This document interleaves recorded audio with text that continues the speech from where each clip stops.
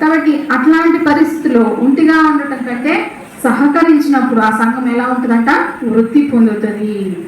మనం అకుల ప్రిస్కిల్లాను కూడా చూస్తే పౌలుకి సహకారులుగా వాళ్ళిద్దరూ వెళ్ళి అనేక ప్రాంతాల్లో ఏం చేసేవాళ్ళంట, సువార్తను ప్రకటించేవాళ్ళంట, సహకారులుగా ఉండేవాళ్ళంట.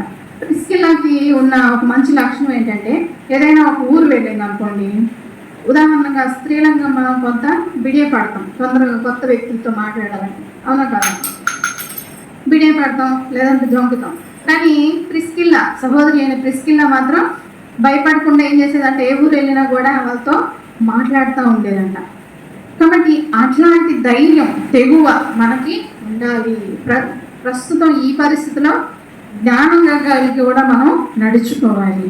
కాబట్టి పాస్టమ్మ గారి యొక్క బాధ్యత ఏంటి అనేది చూద్దాం. చూడండి, ఇప్పుడు ఏం చూసాం, ప్రసంగి గ్రంథం 4వ అధ్యాయంలో చూసాం కదా.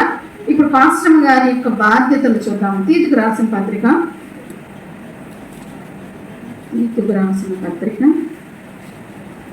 2వ అధ్యాయము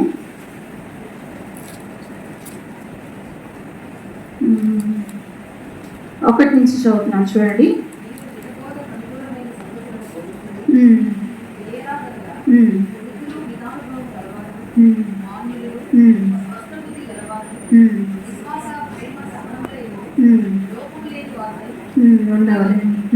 చాలా అండి. ఏమంట, హితబోధానుకూలమైన సంగతుల్ని మనం ఏం చేయాలంట, బోధించాలి, మితానుభవంగా ఉండాలి, మాన్యులుగా ఉండాలి, స్వస్థ బుద్ధి గలవారంగా ఉండాలి, విశ్వాస ప్రేమ సహనం లేని ఎలా ఉండాలంట, లోపం లేని వాళ్ళంగా ఉండాలి. కాబట్టి సహనము, ఓర్పు, మితానుభవము, ఇంకోటి ఏంటి, మాన్యులుగా ఉండాలంట, స్వస్థ బుద్ధి ఉండాలంట, విశ్వాస ప్రేమలను మనం ఏం చేయాలంట, కనబరచాలంట. కాబట్టి కొన్ని విషయాల్లో మనకు కూడా అనారోగ్యాలు వచ్చినప్పుడు కానీ, కొన్ని పరిస్థితులు ఎదుర్కొంటున్నప్పుడు కానీ, మీ అందరికీ తెలిసి కాబట్టి నేను చెప్పట్లేదు, ఆ పరిస్థితులు బట్టి కొన్నిసార్లు మనం ఏమవుతాం, కృంగిపోతూ ఉంటాం కదా, కృంగిపోతూ ఉంటాం, కొంత నిస్సహాయ స్థితిలోకి వెళ్ళిపోతూ ఉన్నాం. తిరిగి మనల్ని మనం ఏం చేసుకోవాలి, రీఛార్జ్ చేసుకోవాలి. దేవుని యొక్క వాక్యంతో మనం ఏం చేసుకోవాలి, రీఛార్జ్ చేసుకోవాలి.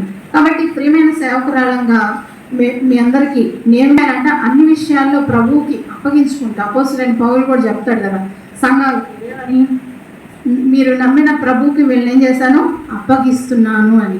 కాబట్టి మనం కూడా మనల్ని మనం అలాగా దేవునికి అప్పగించుకోవాలి.